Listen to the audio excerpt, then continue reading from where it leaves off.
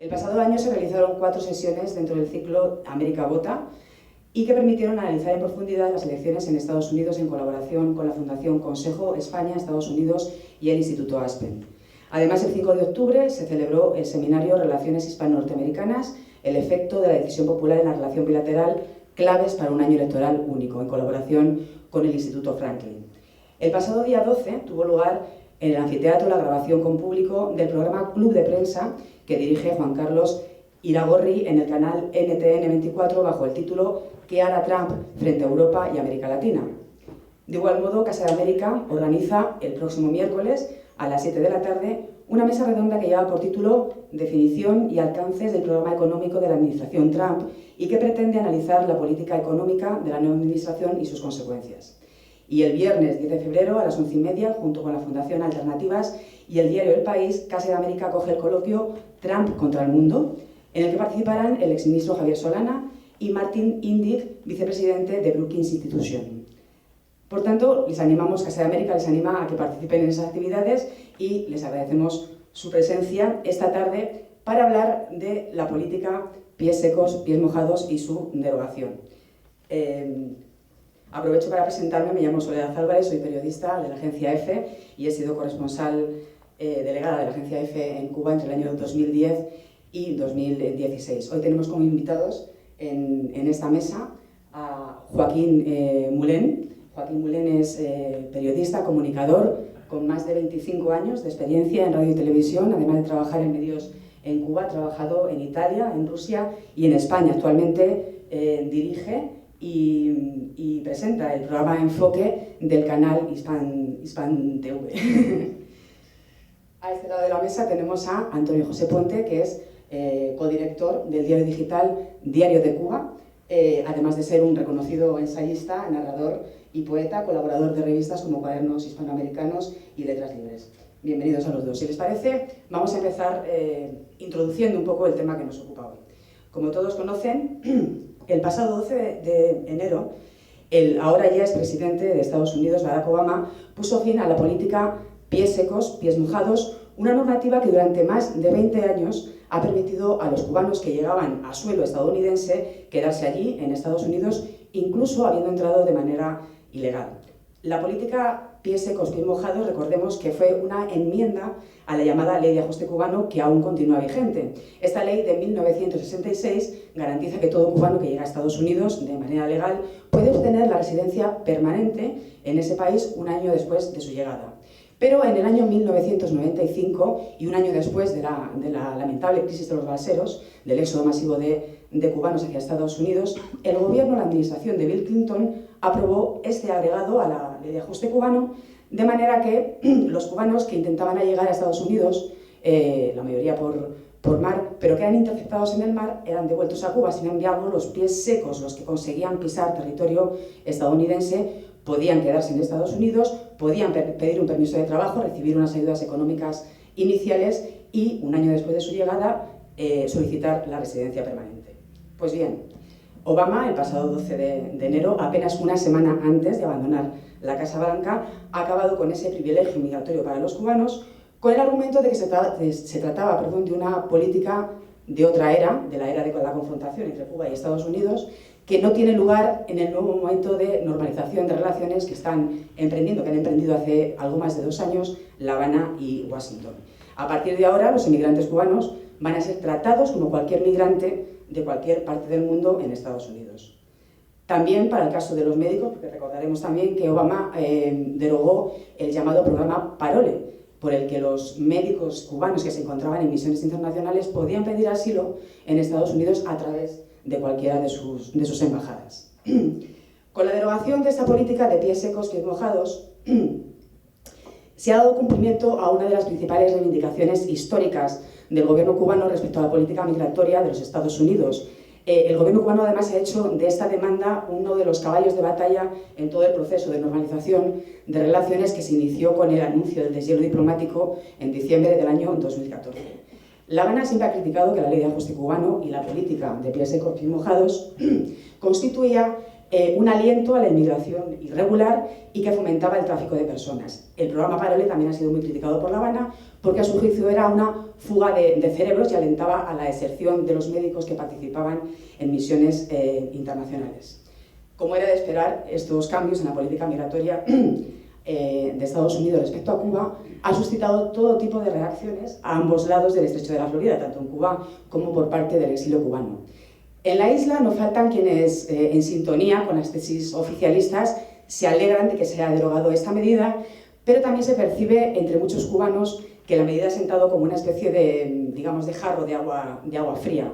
No hay que olvidar que para muchos cubanos estas preferencias migratorias constituían una especie de válvula de escape, una esperanza de futuro para huir de la realidad complicada y dura que se ha vivido, que se vive en el interior de la isla. En el exilio también se han producido opiniones encontradas ante la decisión de Barack Obama. La crítica mayoritaria es que Obama ha hecho una nueva concesión al régimen cubano, pero no faltan tampoco los que no ven con malos ojos esa derogación porque creen que la utilización de esa política ya no se ajustaba a los principios por la que fue aprobada. En cualquier caso, y como pasa casi siempre con todo lo que tiene que ver con Cuba, esta decisión ha abierto una caja de interrogantes. ¿Qué efectos va a tener sobre Cuba? ¿Qué retos tiene el gobierno cubano ante esta nueva situación? ¿Qué cabe esperar de Donald Trump ante este cambio en la política migratoria y ante Cuba en general? Pues bueno, de estas cuestiones vamos a hablar esta tarde aquí con nuestros invitados para intentar clarificar este hecho. Y para ir directamente al meollo de la cuestión, os quería preguntar, pues eso, ¿qué efectos va a tener la decisión de Obama de derogar la política pies secos y mojados? Empezamos por Joaquín. Bueno, yo creo que los efectos ya los estamos viviendo, y digo los estamos para referirnos en plural, porque efectivamente los están viviendo quienes habían decidido hacer un proyecto de vida acogiéndose a esta política pies mojados, pies secos en territorio estadounidense, y la decisión o la medida les ha tomado por sorpresa. La medida, seamos honestos, se veía venir, evidentemente, a raíz del inicio del camino hacia la normalización de las relaciones bilaterales, pues sotto voce se comentaba, pues evidentemente en cualquier momento esto lo cortan. Lo que quizá nunca nadie pudo vaticinar, que la derogación de la política entrara en vigor con carácter inmediato. Y eso ha significado, evidentemente, que muchas personas que estaban en territorio de terceros países hayan visto cómo la realidad les ha dejado prácticamente ahora en nada. Se deshicieron de todo lo que tenían en Cuba para hacer una larga travesía para llegar a Estados Unidos, y luego, bueno, pues se encuentran ahora mismo en un país que no era lo que realmente habían pensado en un inicio. Esta realidad nos recuerda lo que pasaba o lo que sucedió en 2015. Recordemos que se produjo también, para hablar de fechas recientes, porque a lo largo de las relaciones bilaterales entre los dos países el tema migratorio ha sido prácticamente un asunto continuo. Pero en el año 2015 se produjo una gran crisis también, recordemos, a raíz de que el gobierno de Nicaragua cerrara la posibilidad de que los cubanos transitaran por su territorio, pues también allí hubo un grave problema, y bueno, evidentemente los gobiernos de los países, sobre todo Luis Guillermo Solís de Costa Rica, pues se convirtieron un poco en los que en cierta medida vinieron a resolver el problema. Ahora mismo yo creo que lo primero que habría que pensar es en la situación de esas personas, ya sea en territorio mexicano, muy cerca de la frontera con Estados Unidos, en los países centroamericanos o incluso más abajo en países de Sudamérica. Yo creo que esa es la primera pregunta que nos viene a todos ahora mismo a la cabeza. ¿Cómo va a poder resolverse la situación de esas personas desde el punto de vista legal? Porque las legislaciones migratorias de esos países tampoco contemplan casos de esta naturaleza. Entonces habrá que esperar, en ese sentido, a ver un pronunciamiento en alguna medida, ¿no? Por lo menos, cuando entró en vigor la derogación, el primer problema, la primera dura realidad fue para estas personas, con independencia de, efectivamente, decía Soledad, los que están en la isla, los que veían eso en un futuro inmediato, o no tanto, pero lo veían, pero ellos todavía están en sus casas en Cuba. La preocupación es los que están ahora mismo en el camino.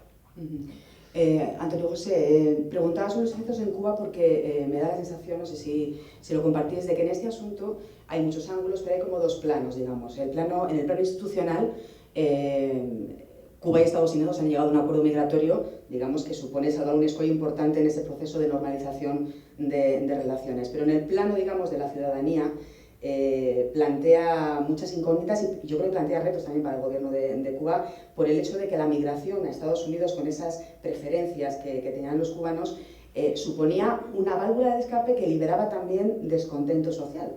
¿Crees que el gobierno de Cuba se encuentra ante una encrucijada por ese fenómeno?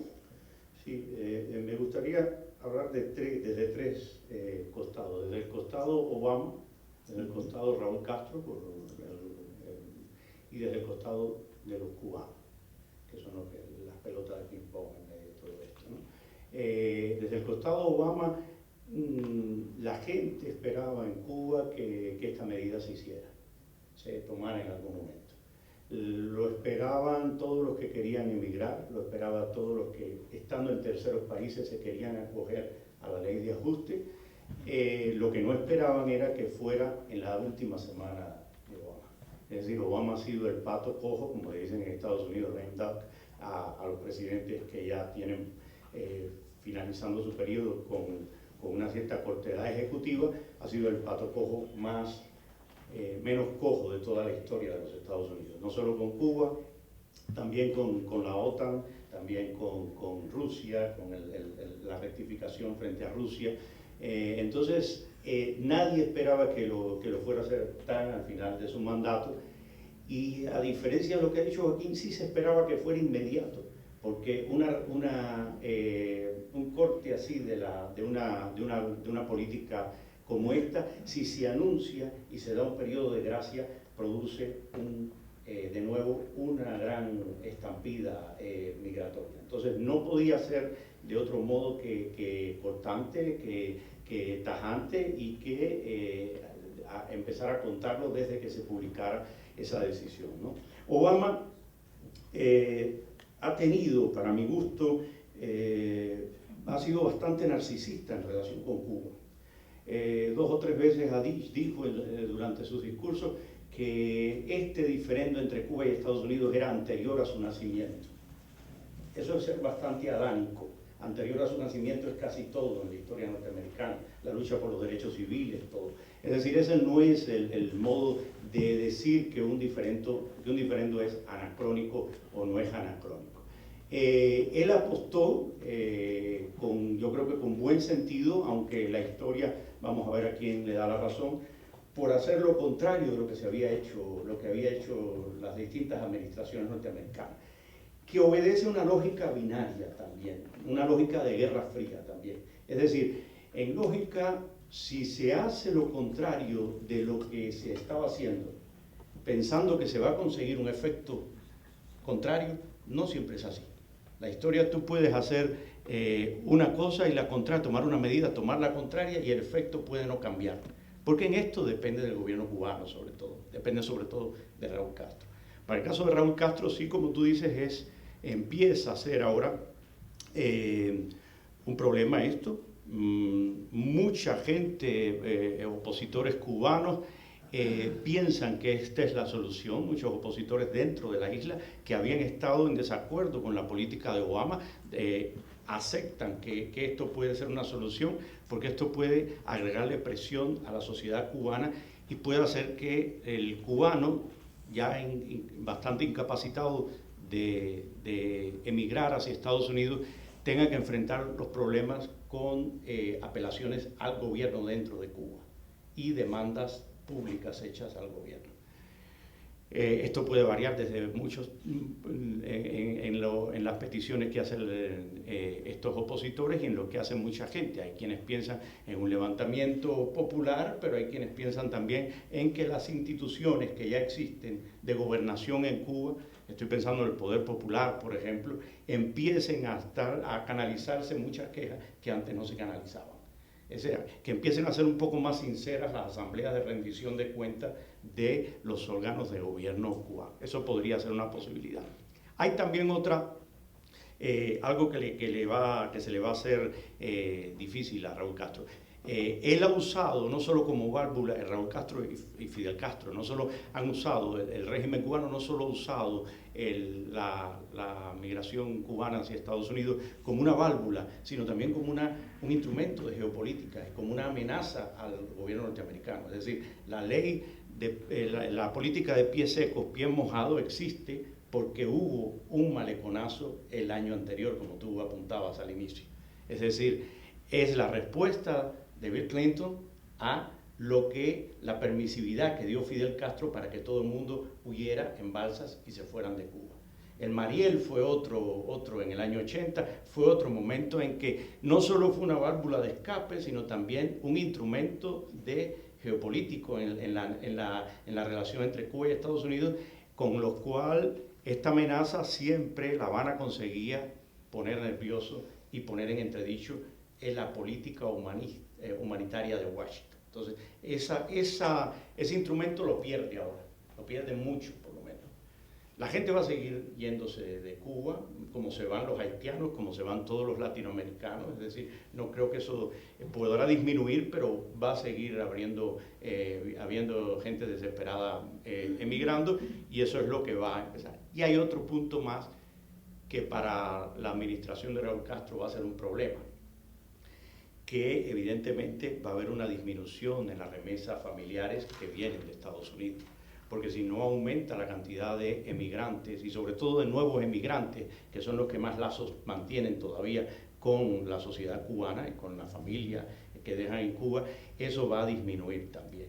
Y este es uno de los renglones principales de la economía cubana, no reconocido del todo. Es decir, es un renglón que muchas veces no aparece claramente a la hora de presentar presupuestos del Estado, y a la hora de presentar nunca aparece, y lo que hay es estimados a través de estudiosos, sociólogos y gente que estudia, politólogos que estudian la sociedad cubana.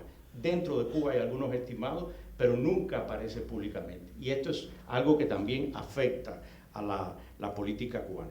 En el caso de los cubanos, como decía Joaquín, hay un problema grave ahora, hay un problema de toda la cantidad de emigrantes que están en camino, que ya están incluso junto a la frontera, en México, Texas, los médicos que están hay 600 reconocidos en Colombia, se supone que hay unos 1.300 que sí ya están autorizados, que se les ha dado la gracia porque estaban ya acogidos al parole, y se supone, por estimados, que hay de 3.000 a 4.000 que no están acogidos a ese parole, pero que ya son, como dice el lenguaje oficial cubano, que es un lenguaje militarista, que todo lo convierte en batalla, desertores. Entonces, esta cantidad de médicos, el caso de los médicos, después también me gustaría hablar aparte, porque es un caso que tiene muchas más connotaciones que la declaración conjunta y la declaración de Estados Unidos y la buena voluntad de Obama haya podido declarar, ¿no?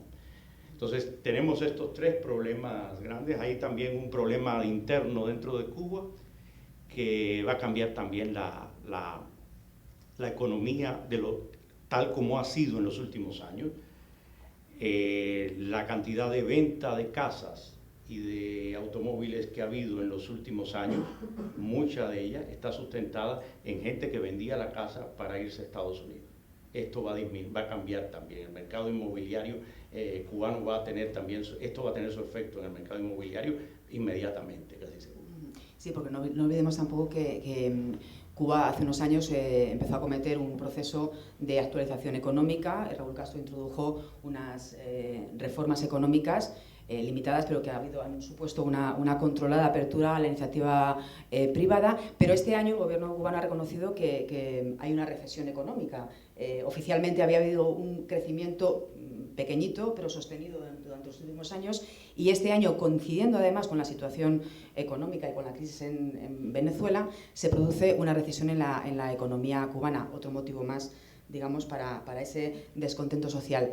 Esta situación y lo que conlleva la derogación de la política pies secos, pies mojados, ¿creéis que aboca al gobierno de Cuba a acelerar esas reformas y dar salida a, por ejemplo, toda una generación de jóvenes preparados, cualificados, que acaban de terminar sus carreras universitarias, que son abogados, ingenieros, arquitectos, que quizás estaban pensando en emigrar a Estados Unidos, pero que ahora no lo van a poder hacer. Darles cabida en esas áreas de trabajo privado, en esas bolsas de trabajo privado que se han abierto en la isla. ¿Se podrían acelerar las reformas en definitiva? Bueno, evidentemente, yo creo que el tema migratorio, ya no solo con Cuba, sino con cualquier país, tiene que ver con la generación de nuevas oportunidades. El fenómeno migratorio efectivamente no es algo solo vinculado a la isla y efectivamente hay una necesidad. Se hablaba de esa actualización del modelo económico. Hay muchísimas cosas, evidentemente, por hacer en materia económica en la isla y curiosamente hay mucha gente preparada. Entonces, allí podría estar también otro de los grandísimos retos, ya sea a través de la iniciativa privada, que evidentemente está llamada a reflotarse de una manera tremenda en el país, o incluso en los propios trabajos estatales, que evidentemente van a ir, se supone que vayan disminuyendo, pero que también deberían dar la posibilidad de que mucha gente con expectativas laborales, pero no solo de expectativas laborales desde el punto de vista de aportación de trabajo, sino también desde el punto de vista de remuneración económica, que por ahí es por donde va a venir el problema, porque no se trataría solo de la posibilidad de que esas personas encuentren un trabajo, sino cuál va a ser la remuneración para esas personas en las actuales condiciones. Y el tema de Venezuela ahí evidentemente se solapa con todo eso, porque cada vez que se ha producido la debacle de alguno de los países o grupo de países asociados al tema económico de Cuba, pues las consecuencias las sufre efectivamente la economía cubana. Recordemos la desaparición del campo socialista, de la Unión Soviética, ahora el tema de Venezuela, pues no diría yo que es una coincidencia, sino que es prácticamente una consecuencia, ¿no?, en cierta medida, ¿no?, de lo que está pasando económicamente en Venezuela a lo que podría suceder en Cuba. Bueno, yo creo que no hay que pensar tampoco que este cambio en la política es más rotundo de lo que ya es. Es decir, queda todavía una serie de particularidades en las relaciones entre Cuba y Estados Unidos migratorias. Quedan 20.000 visas anuales que el gobierno norteamericano está comprometido a dar, a menos que cambie la ley de ajuste.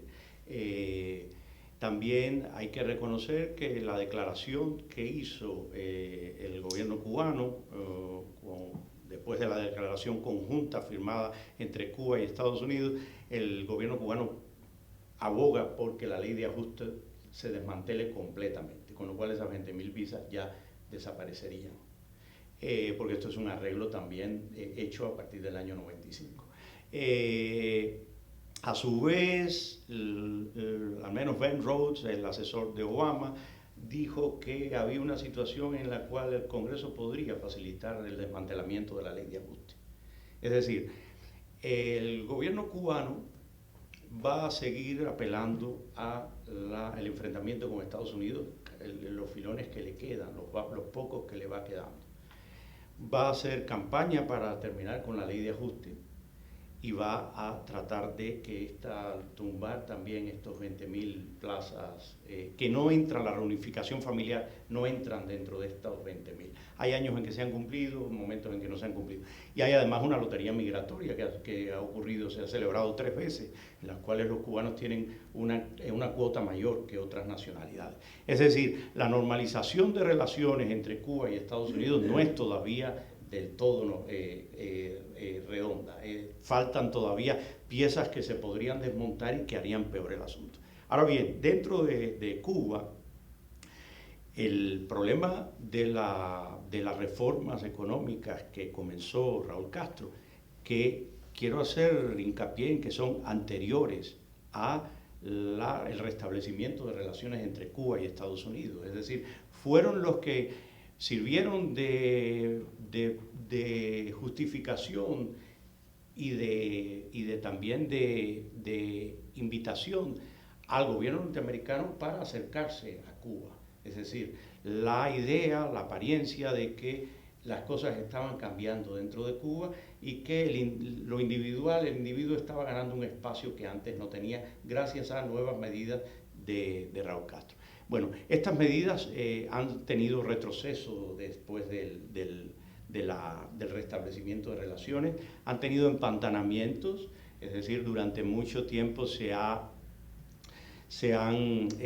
paralizado la inscripción de trabajadores por cuenta propia durante meses.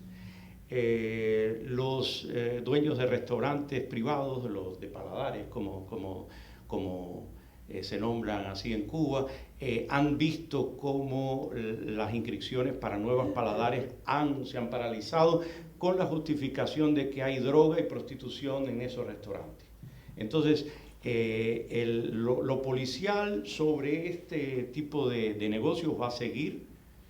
Son negocios además que tienen un inconveniente muy grande que no acaba de resolverse y no lo van a resolver por ahora. Están en contra de resolverlo manifiestamente, que es, digamos, restaurantes que trabajan sin un mercado mayorista. Y entonces tienen que abastecerse en el mercado donde todo el mundo va a comprar. Con lo cual vuelve a hacerse esa fisura que tanto le gusta al régimen castrista entre los propietarios que tienen posibilidades y el ciudadano que no tiene posibilidades.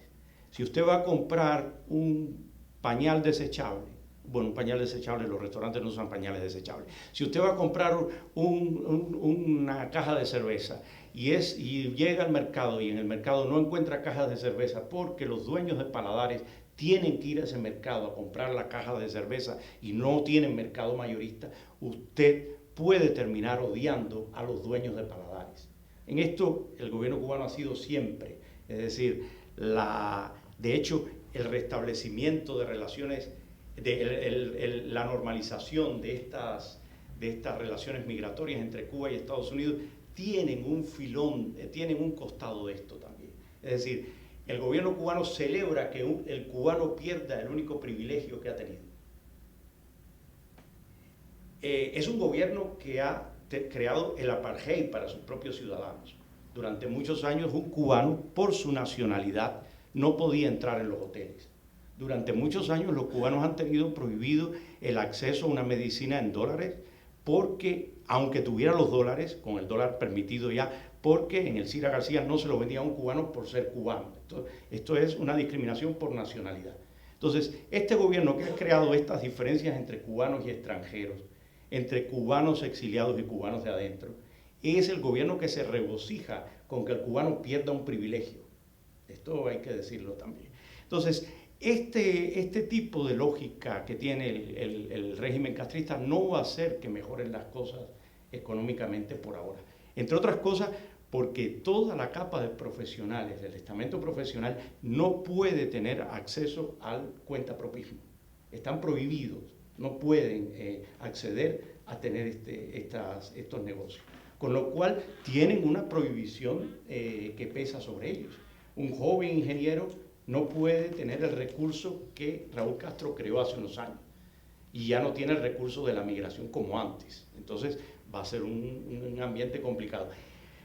¿Hará que Raúl Castro sea más permisivo? Eso no lo sé, nadie lo sabe. Raúl Castro, tenemos un caso de político bastante incierto como Trump, y hay también un caso de político bastante incierto como Raúl Castro, porque Raúl Castro lo estamos descubriendo muy tardíamente, es un viejo verde de la política, no hablo del ejercicio político como jefe de Estado, no hablo del ejército. Entonces, ¿qué va a hacer Raúl? No puedo determinarlo, no me atrevo a determinarlo. Ahora bien, lo que se ve es un empantanamiento de sus medidas, incluso de las medidas con las que él abrió. Porque tiene un problema también. Estas liberalizaciones traen también, ponen en cuestión su permanencia en el poder y la permanencia en el poder de su familia, porque ya esto empieza a ser una cuestión de familia. Es decir, la posición que la economía, que el 70% de la economía, de la economía y del turismo esté controlado por el ex yerno de él, que los militares estén controlando el turismo como lo controlan militares y oficiales de la seguridad del Estado, ex oficiales de la seguridad del Estado, controlen el turismo como Y tener un hijo que evidentemente va a jugar un rol, y una sobrina como Mariela Castro, que evidentemente va a jugar un rol también, juega ya un rol en el poder blando de la ONG, eso hace que tú tengas un problema evidente que tiene que legitimar a su familia. Él ha recibido el poder, la legitimación vía Fidel Castro. Ahora él tiene que buscar el modo de legitimar a sus descendientes. Entonces tiene este problema. Y este problema está, como lo sabe todo dictador, se pone en cuestión si se le da demasiada liberalidad a la gente. Entonces tiene ahora bien un juego de equilibrios en que tendrá que hacer una serie de medidas liberales, de liberalizar ciertas cosas, para que la presión no sea insoportable para su régimen. Pero tampoco se le puede dar la mano dándole liberalidades a la gente de manera que acorten su régimen, ¿no? Planteaba esta cuestión porque el escenario en Cuba es un poco diferente al de hace algunos años, es decir, desaparecida la figura de Fidel Castro, Raúl es el presidente, pero ha anunciado que el año que viene deja la presidencia, se va a producir un traspaso de poder dentro de la misma estructura de gobierno. Tenemos la variable de la crisis económica y tenemos otra variable de la que quería hablar ahora, que es la presidencia de Donald Trump. Antes de entrar en esa cuestión, sí que me gustaría no dejar pasar una cosa. A todo el mundo le ha sorprendido que Obama haya tomado la decisión de derogar la política de pies secos, pies mojados apenas una semana antes de abandonar la Casa Blanca. ¿Por qué creéis que ha sido así, que lo ha hecho justo en vísperas de finalizar su mandato? Pues es una interesante pregunta. No tendría yo una respuesta exacta, porque lo cierto es que efectivamente se pensaba que lo haría, pero nunca se pensó que lo hiciera justo, faltando 8 días exactamente para dejar la Casa Blanca. Y yo sé que vas a dar la palabra ahora a Antonio José, pero con relación al tema de la sensación en Cuba de lo que significa la eliminación de esta política. Es verdad que desde el gobierno efectivamente se ha saludado esta decisión, pero también es cierto que muchas familias también, en cierta medida, han notado un poco de alivio, porque no nos engañemos, el asunto de una balsa, el asunto de una lancha, de una patera, como se dice aquí en España, de cruzar el estrecho de la Florida, ha sido una triste realidad durante estos años, y muchas veces no ha sido una realidad con un final feliz, porque por lo general se habla de la parte bonita de cuando la persona llega y se hacía con las bondades de la ley de ajuste cubano y concretamente de la cápite de pies mojados, pies secos, pero pensemos en los que nunca llegaron. Entonces, desde ese punto de vista creo que también es una realidad que habría que tener en cuenta y que efectivamente muchas familias hoy ni siquiera van a poder contar, van a poder hablar de esto, porque sus hijos nunca llegaron. Y Antonio José, ¿cómo interpretas tú el momento en que se ha producido la decisión de Obama? Hay dos modos de hacerlo. Uno es como pensando en Obama dejándole esto a Trump. Es un tema que me interesa más centrarlo en Obama, en el propio Obama. Obama es alguien que es un presidente muy joven, un expresidente muy joven, que ha tenido un despliegue de políticas, muchas de ellas espléndidas, muchas de ellas truncas y irrealizables, dado el Congreso con el que ha tenido, todo lo que ustedes conocen.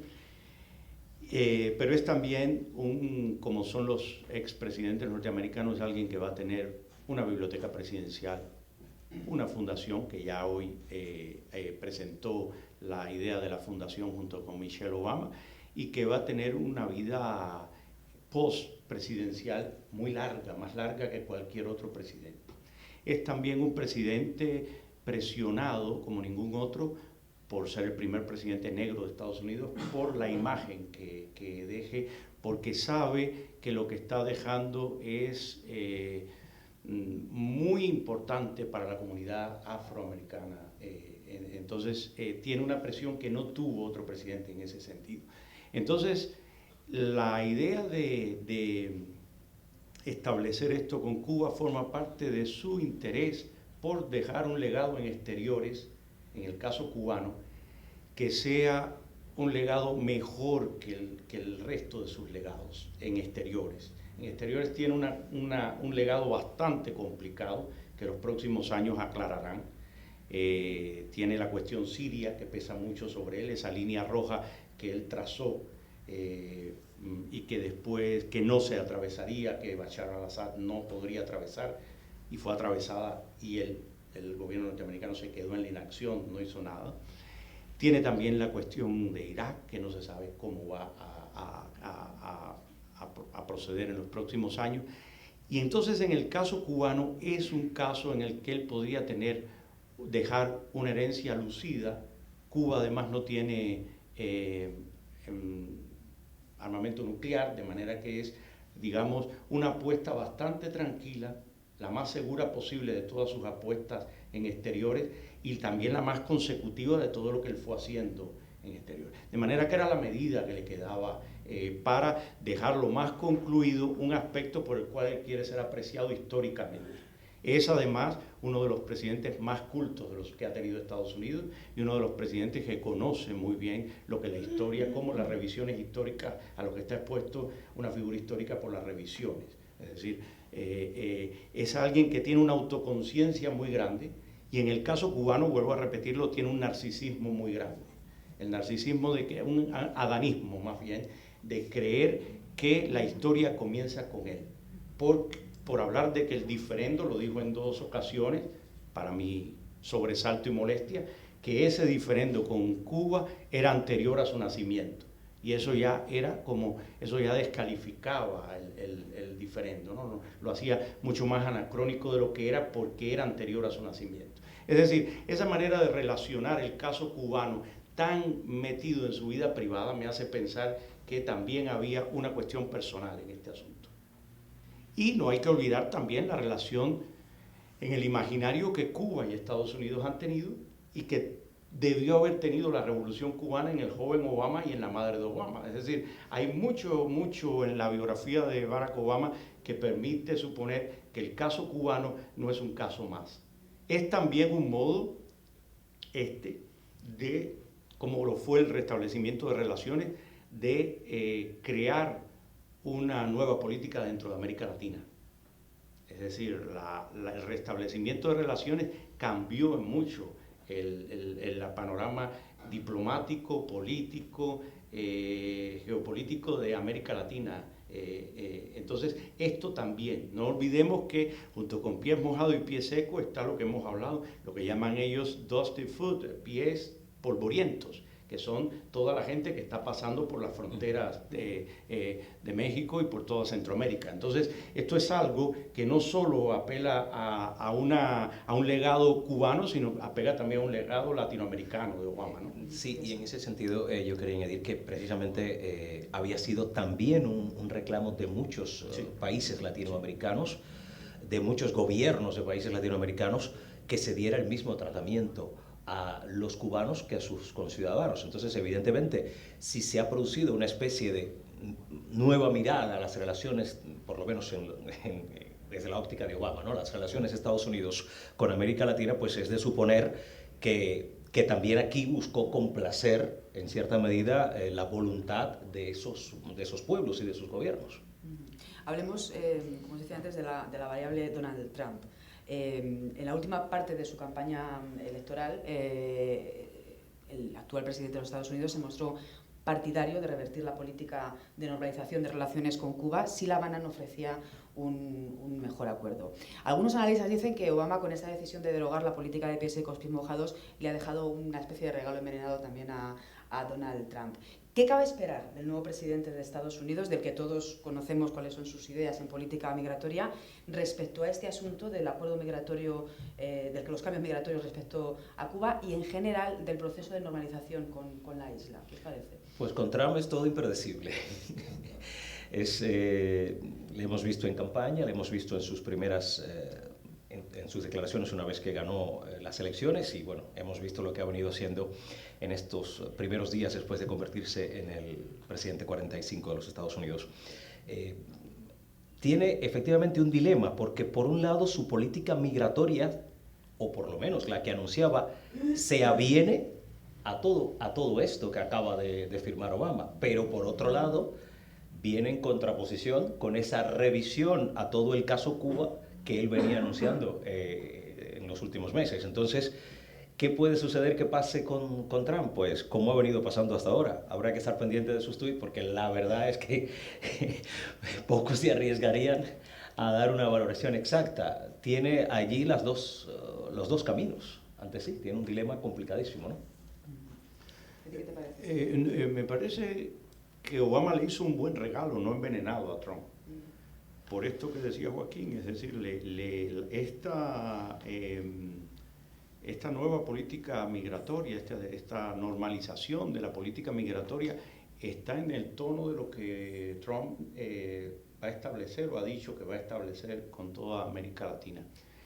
Los votantes y los simpatizantes a los que Trump ha visitado en la Florida antes en su campaña son cubanos, además, que en su mayoría y públicamente estaban en contra también de las facilidades que se le estaban dando a los nuevos emigrantes cubanos, porque le parecía que era una especie de subversión o prostitución del sentido del refugio político. Entonces, en ese sentido, él no va a tener conflicto con sus votantes de la Florida, con los grupos de la Florida con los que ha establecido relación. Yo creo que la revisión de Trump va a ser más bien del restablecimiento de relaciones y va a estar más bien en el lado del embargo, de la parte económica del asunto. No va a estar en la parte migratoria, podría ser así. Aunque, como dice Joaquín y como todos sabemos, Trump es bastante impredecible, no puede avisarse no puede avisorarse qué va a hacer. Evidentemente, todavía por confirmar, secretario de Estado, Rex Tillerson, dijo que quienes habían sacado provecho del nuevo acercamiento, del acercamiento entre Cuba y Estados Unidos, había sido la nomenclatura del régimen cubano y que el pueblo había obtenido poco. Entonces, es por ahí por donde van también ha hecho una relación entre Cuba y Venezuela, es decir, ha hablado sobre la presencia cubana en Venezuela y como condición para la continuidad de este restablecimiento de relaciones. Es decir, el todavía por confirmar secretario de Estado ha puesto a Venezuela en la mesa de la discusión Cuba-Estados Unidos, que nunca estuvo bastante... Explícitamente no estuvo, pero lo ha puesto así explícitamente. Entonces, es algo que, bueno, en la mesa, claro, la mesa Cuba-Estados Unidos es tan secreta y tiene tanto fondo, tuvo tanto, que no puedo yo asegurar que no haya estado Venezuela dentro de Bueno, y eso por otro regalo que dejó Obama a Trump, que fue la ratificación del decreto presidencial que convertía a Venezuela en una amenaza para Estados Unidos, con lo cual, si Trump se aviene también a ese decreto de Obama, pues evidentemente seguirá la tensión efectivamente con Venezuela, con lo cual ahí hay una trilogía complicadísima. Yo no creo, a diferencia de mucha gente que dice que le llamó la atención un sesgo vengativo de Obama a última hora, como si estuviera vengándose del descalabro demócrata, mucha gente lo ha publicado, del descalabro demócrata y del triunfo de Trump. No creo que haya sido así. Sí se le salieron ciertos resabios que eran bastante dominados por él mucho antes, como el momento en que dijo que si él se hubiera presentado, le hubiera ganado a Trump, si se hubiera presentado otra vez. Pero no creo que haya sido, sobre todo, yo lo pienso, esta es mi hipótesis, en esto no tengo ninguna certeza, pienso en que todo el asunto cubano, como él lo ha llevado, no era por dejarle una papa caliente, como se dice en Cuba, a el sucesor, sino por redondear una política que él había establecido durante años y que es una de sus innovaciones. Quizás en exteriores, en América Latina no hay otra innovación como esa durante sus dos periodos, ¿no? Entonces, ¿qué creéis que va a pasar con eso, con el proceso de normalización? ¿Se va a quedar congelado? ¿Veis factible que se pueda revertir en algunos casos? ¿Cómo queda este momento de las relaciones entre Cuba y Estados Unidos con Trump? Pues decía Antonio José hace unos minutos algo interesante, evidentemente mirando la parte, mirando el bolso, por donde mira Trump, o por donde ha mirado a lo largo de su vida, y es por el bolsillo, ¿no? Por el tema económico. Evidentemente el tema del bloqueo es un asunto ahí interesante. ¿Por qué? Porque efectivamente interesa a los intereses republicanos comerciales, efectivamente, seguir abriéndose paso hacia Cuba. Vuelve a caer en la disyuntiva. Las conversaciones van a dos bandos, va para la parte económica, va a la parte política, entonces ahí puede ser un zigzag para él, porque por un lado efectivamente va a estar presionando más garantías, más posibilidades, según dice, más beneficios para el pueblo cubano, pero por otro lado va a decir, pero ¿y si sigue el bloqueo, cómo pueden hacerse tangibles esos beneficios? Entonces ahí lo tendría él otra vez, estaríamos ante el dilema Trump. Es alguien, además, de quien no solo no sabemos, están ocultos sus declaraciones de impuestos, que Wikileaks está pidiendo desde ayer que quien tenga una copia se los haga llegar, que ellos la van a publicar, sino también no sabemos cuáles fueron sus pasos en La Habana, los pasos de sus enviados en La Habana sobre la industria hotelera, investigaciones sobre la inversión hotelera años antes. Entonces, es también el presidente menos obligado por la carrera electoral que hizo, el menos obligado con lobbies. Está mucho más libre de ataduras, de deudas con lobbies, y tiene bastante soltura para enfrentar a poderes económicos. Entonces, no se sabe, que puede enfrentarse perfectamente como lo está haciendo con la industria automovilística, puede amenazar también a exportadores a Cuba, a agricultores, por ejemplo. Cuba y Estados Unidos está entre los 5 socios económicos más grandes de Cuba. Es algo que puede afectarse también. Hay un tema que hemos comentado un poco de refilón, y que es uno de los temas sensibles en todas las consecuencias que va a tener la derogación de la política pies secos, pies mojados, que es el tema de los miles de cubanos que se han quedado en el camino, ¿no? que se han quedado en esa especie de limbo, a los que la decisión de esta derogación les ha pillado pues en medio de la arriesgadísima aventura que es intentar llegar a Estados Unidos, muchos de ellos por tierra. Ahora que desde hace unos años los cubanos se benefician de la reforma migratoria que se aprobó en Cuba, ya no solamente es echarse al mar para llegar a Estados Unidos, sino que están intentando atravesar toda Centroamérica desde países como Ecuador, con todo el riesgo que conlleva de organizaciones mafiosas que se dedican al tráfico de personas, e incluso van familias con niños pequeños. ¿Cuál debería ser, a vuestro juicio, el tratamiento que debe dar la Administración de Estados Unidos a toda esta gente que se encuentra en esta situación? Lo que pasa es que no están en territorio estadounidense. Entonces, podrían literalmente lavarse las manos. No es que hay personas ya no solo que están en camino, es que hay matrimonios que pasó la mujer y se quedó el marido o viceversa. Entonces, por eso decía yo hace algunos minutos que eso también tiene mucho que ver, ahí vienen los terceros países, la legislación de los terceros países, porque en ese caso la responsabilidad del que está en México es más de México que de Estados Unidos, aunque ha sido una consecuencia, un problema sobrevenido por una ley o por la derogación de una política estadounidense. Entonces, allí, yo recuerdo en su momento que viajó el presidente de Costa Rica a Cuba. Evidentemente debe producirse alguna reunión, esto apenas acaba de tener lugar, esta derogación, el pasado día 12, con lo cual se supone que haya una reunión de varias partes para tratar el tema migratorio, porque efectivamente no hablamos ni de 2 ni de 3, son miles las personas que están ahora mismo en México, en Panamá, en Costa Rica, incluso más abajo, en Colombia. Entonces, la salida a eso no pasa solamente por la decisión de las leyes estadounidenses, al contrario. A priori parece que a los países centroamericanos que soportaron, digamos, esa crisis humanitaria que se dio el año pasado, les viene bien esta decisión. Sin embargo, es un asunto, insisto, de carácter humanitario también, ¿no? En muchos casos. Sí, bueno, Estados Unidos muchas veces ha usado la colaboración de terceros países y la creación de campamentos en terceros países para resolver asuntos migratorios cubanos. Quizás se pone a hacer eso, pero eso no sabemos cómo va a proceder la administración Trump alrededor de esto. Evidentemente para Centroamérica es, en muchos casos, no creo que porque contribuyera demasiado a la creación de coyotes. Los coyotes existen de todas maneras y están garantizados, van a seguir existiendo. El asunto no es, el asunto es también un problema de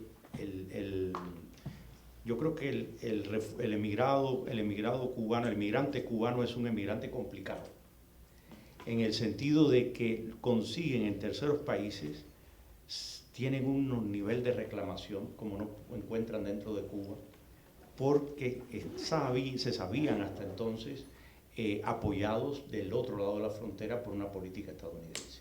Esa política termina. Ahora hay también un aplastamiento del grado de seguridad que han tenido estos inmigrantes cubanos al andar el camino, ¿no? No sé cómo va a resolverse eso. En el medio de todo esto está para mí uno de los grandes problemas, el de los médicos. El de los médicos es un problema especialmente agudo porque la declaración estadounidense, de la declaración de Obama, firmada por Obama, comentaba que el asunto de los médicos lo trataba como robo de cerebro al uso, y que afectaba a la población cubana, porque es decir, disminuía la cantidad de médicos dentro de Cuba y que eso corría el riesgo de afectar a la población cubana. Obama en este caso es tan inocente como en sus tratos con Putin. Obama muchas veces no calibra a quien tiene enfrente, es decir, que estos médicos no puedan ir a Estados Unidos no quiere decir que van a volver a Cuba. Raúl Castro los va a seguir exportando porque este es uno de los grandes rubros junto con las remesas que tiene el régimen cubano y porque los tienen un régimen de semi-esclavitud, es decir, un médico. Esto es algo en el que la Organización Mundial de la Salud es cómplice del régimen cubano, en este trapicheo. Un médico recibe $5.000 mensualmente por una de estas misiones en terceros países. Y solo recibe personalmente alrededor de $500 o $600 de esos 5.000 mensuales. El resto se lo lleva el régimen cubano. Es decir, esto es alquiler de médicos a través de eso quiere decir que no va a mejorar la relación, la proporción entre médicos y población y número de habitantes en Cuba por el hecho de que Obama haya cerrado la puerta a los médicos y se termine el programa de parol. Porque Raúl Castro, entre otras cosas, por la disminución de las remesas, se va a ver obligado a equilibrar sus presupuestos mandando muchos más médicos, exportando muchos más médicos y explotando a mucha mayor cantidad de médicos de hasta ahora. Entonces es algo que en el caso de los médicos cubanos no es un robo de cerebro al uso, porque no es un profesional que tenga libertad para ejercer y recibir un sueldo a cambio, sino es alguien que va coartado en un sistema al cual además en estas misiones internacionales le prohíben, le controlan los movimientos, le prohíben muchas veces el trato con la población local y los utilizan para campañas políticas en los países del ALBA. Entonces, en ese sentido, lo que está cerrando la puerta a Obama es algo que yo no estoy de acuerdo con que los médicos se vayan de todos a Estados Unidos, pero tampoco creo que la solución de Obama vaya a traer los médicos a la población cubana. En este momento hay una escasez enorme de especialistas y hay una desproporción histórica cuando se compara con los números anteriores entre la cantidad de médicos por cubanos que había antes. Entonces, esa desproporción se va a seguir estable o va a hacerse mayor, porque Raúl Castro va a necesitar seguir explotando este rubro, lo va a necesitar mucho más ahora. En cualquier caso, sigue habiendo muchos médicos también cubanos que no abandonan esas misiones. Es verdad que los salarios no se pueden comparar a los que reciben otros médicos en otros países, pero es mucho más de lo que se gana dentro de Cuba, ¿no? No, y lo curioso es, bueno, también habría que preguntarse por qué precisamente este parole solo beneficiaba a los médicos, porque es otra de las preguntas. Hay muchos otros especialistas cubanos también en misiones internacionales que no se beneficiaban de una circunstancia similar. Si no estoy equivocada, que el programa Parole afectaba a médicos, personal sanitario, enfermeros, fisioterapeutas, todo el personal de la salud. Personal de la salud. Con la salud, exacto, sí. Disculpa que te interrumpa. No, decía que a lo mejor lo que se trató es de equilibrar la situación de los profesionales de la salud con la situación de los profesionales de otras especialidades. Quizá por ahí podría venir el sentido o intentar entender la dinámica del expresidente Obama, ¿no? Porque a lo mejor si comparaba con lo que pasaba con los maestros o con lo que pasaba con otras especialidades que también también están trabajando fuera de Cuba, a lo mejor por allí vino la... No, Joaquín, ¿no? Pero no, porque la declaración de lo que hablaba era de esto, de poner en riesgo la atención médica dentro de Cuba. No remitía a otros profesionales. Es cierto que otros profesionales, que como dices tú, que es algo muy particular, digamos, el tipo de profesional que más ha utilizado para exportar Cuba, que puede insertarse dentro de Estados Unidos. Porque si pensamos que los otros han sido los profesores, claro, sería mucho más difícil insertar maestros dentro de la sociedad norteamericana. Es decir, un médico tiene mucha más. Entonces, eso fue lo que se pensó cuando se hizo el programa de Parole. Y se pensó porque también fue un modo de enfrentar la exportación de médicos como agente desestabilizante dentro de América Latina. Que así se veía. Si lo consideraba en ese momento como eso. Sí. Señorita, ¿vamos a poder intervenir o no? Vamos a acabar a tocar una última cuestión y vamos a abrir un pequeño... Vamos a abrir un pequeño turno al final para admitir dos o tres preguntas. Estamos aquí plenos por personas que nos gustaría preguntar y intervenir, como siempre ha sido en Casa América. Por supuesto que sí. Bueno, por supuesto que sí. Parece una conversación como si nos estuvieran ustedes tres. Bueno, disculpe si no le gusta el formato. Está bien, si vamos a intervenir, encantado. Disculpe si no le gusta el formato. Voy a plantear una última cuestión y vamos a abrir un turno para que ustedes puedan plantear preguntas a nuestros invitados. ¿Perdón? Que es una conversación muy buena. Gracias. La última cuestión que vamos a plantear, llevamos ya una hora de conversación en esta mesa, por resumir un poco. Cuando se anunció el deshielo diplomático entre Cuba y Estados Unidos, el presidente Barack Obama, además de decir eso que comentabas tú, de que era una política anacrónica, sí que dijo e insistió mucho, incluso en su visita en Cuba, en que la política de aislamiento hacia Cuba no había funcionado y por eso se imponía un nuevo momento en las relaciones. Yo me pregunto, ¿para qué ha servido la política de pies secos, pies mojados? Pues efectivamente facilitó a un número tremendo de personas poder beneficiarse de ventajas dentro de la sociedad estadounidense por el solo hecho de llegar de manera irregular, que era concretamente, a diferencia o sea, ese era, digamos, el inciso dentro de la propia ley de ajuste cubano, porque la ley sigue existiendo. Y entonces, ¿para qué sirvió? Yo creo que sirvió para que efectivamente aumentar el flujo migratorio o darle una salida coherente al flujo migratorio que se había venido o que se ha venido produciendo durante todos estos años a territorio estadounidense. Ha sido realmente el objetivo. En su momento se instituyó en el año 95 bajo el momento aquel, decía Antonio José, del maleconazo, del año, la crisis de los balseros del año 94, pero lo que pasa es que posteriormente se ha ido utilizando por todo cómo ha sido, cómo ha venido produciéndose de una manera, digamos, habitual y evidentemente irregular.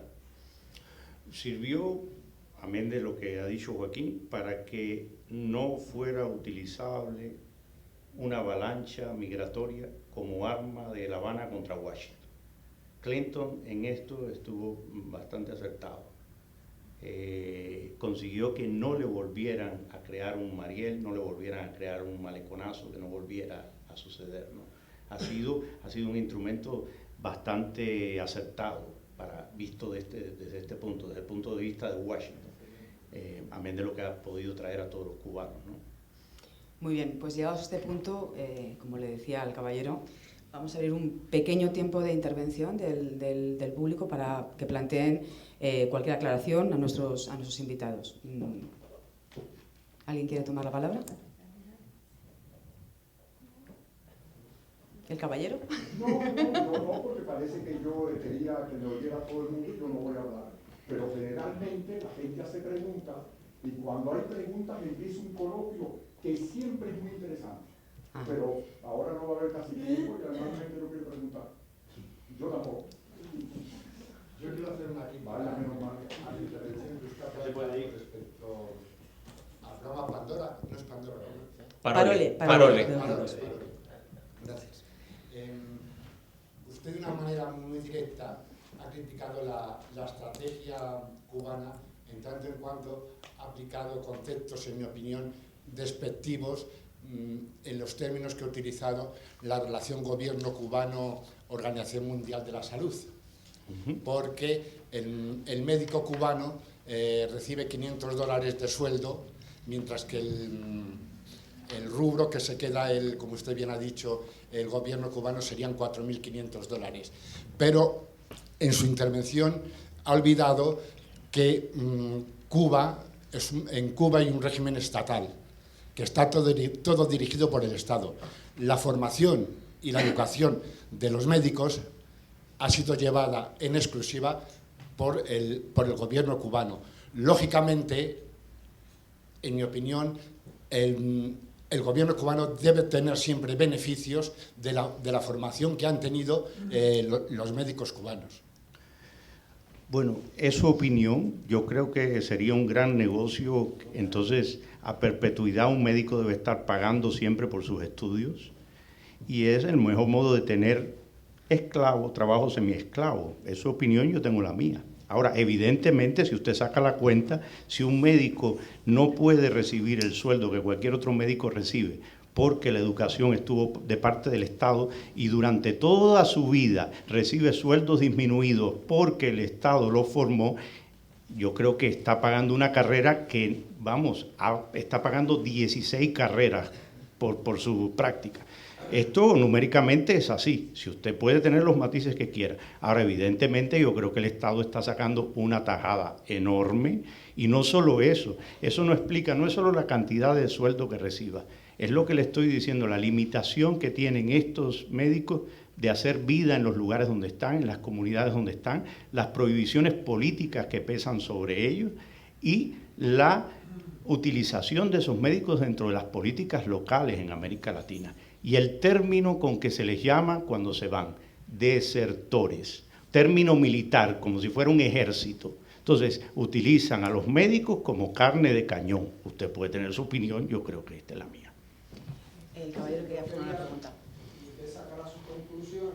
Yo soy ingeniero mecánico especialista en ferrocarril. Trabajé en Cuba 29 años en una empresa muy importante en donde yo tenía un cargo muy importante. Estudié durante 6 años en la Universidad Central de Cuba. Durante mis estudios tuve que trabajar mucho, cortar mucha caña de manera gratuita, porque siempre me decían que estaba recibiendo mis estudios de manera gratuita. O sea, yo no recibía nada, inclusive trabajé durante 6 horas, jornadas de 6 horas en un central azucarero sin recibir un céntimo. Y la comida que me daban era, bueno, me llegué a enfermar de una manera que usted no se puede imaginar. Y durante 29 años cobré el equivalente a de 13 a 15 euros mensuales. 29 años. Lo mismo que cobraba cualquier cubano. No, yo cobraba más. Exacto. Entonces, ¿hasta cuándo yo debía pagar mi carrera? Imagínense en qué condiciones vivía yo y mi familia, cobrando entre 13 y 15 euros mensuales, 29 años, con un trabajo de muchísima responsabilidad. ¿Cuántas veces? Exacto, pero ¿cuántas veces pagué la carrera? ¿Cuántas veces? Exactamente. Sí, yo lo sé, todos estábamos igualmente explotados. Yo estoy de acuerdo con usted. Como cualquier cubano explotado. Todos nos explotaron hasta el cansancio. Muy bien. El caballero... Y no como cualquier régimen, no. Si me lo permiten, estamos llegando al final ya del coloquio y hay personas también que quieren intervenir. El caballero... Sí, permítame, ya vamos a terminar todo. Yo nada más que quería tocar un tema político, aunque parezca mentira, político. Porque la isla de Cuba va a seguir, no hablamos de la isla de Cuba y casi muy poco de los 10 millones de habitantes que viven allí, y pase lo que pase, no se va a hundir. O sea, esa isla seguirá. Pasará la migración, pasará Obama, pasará Trump, que ustedes lo disfrutan tremendamente hablando de ello, pero la isla está ahí. Hay una cosa que es muy importante, que para mí es muy importante. Si Fidel Castro ha engañado a todos diciendo que quería que le quitaran el embargo y nunca movió un dedo en lo más mínimo para que lo quitara. Raúl Castro también ha dicho que quieren que le quiten la ley de ajuste cubano y la de pies secos y pies mojados, que es un desastre para él, y la gente todavía sigue tocando el tema, que Obama lo ha hecho para congraciarse con Raúl Castro. Es un daño tremendo el que le está haciendo a la dictadura, pero un gran beneficio al futuro del país, porque la sangría que está saliendo de Cuba generalmente son gente jóvenes que toma riesgos, que están preparadas, que cualquier país del mundo estaría protestando porque se está yendo la gente que vale, ¿comprende? Y ese es un tema que casi nadie lo quiere tocar por la cuestión migratoria. Ojalá que ahora, y esto va a terminar, pero que la próxima vez se haga un coloquio sobre el futuro de la isla, porque Raúl y compañía pasarán. Un poco más, un poco menos, pero pasarán. Pero Cuba no pasará. Estoy segura de que los Alberto, compañeros... quiero aclararte que no nos da placer ninguno, a mí por lo menos, hablar de Trump, ¿eh? No. Yo me imagino que a nadie le da placer. Bueno, pues le decía que seguramente los compañeros de la Casa de América recogerán la sugerencia de ese debate que usted plantea. No sé si Joaquín o Antonio José quieren añadir alguna cosa más. Pues les agradecemos muchísimo su asistencia, su atención. Espero que esta conversación les haya ayudado a clarificar o a tener otras perspectivas de ese fenómeno.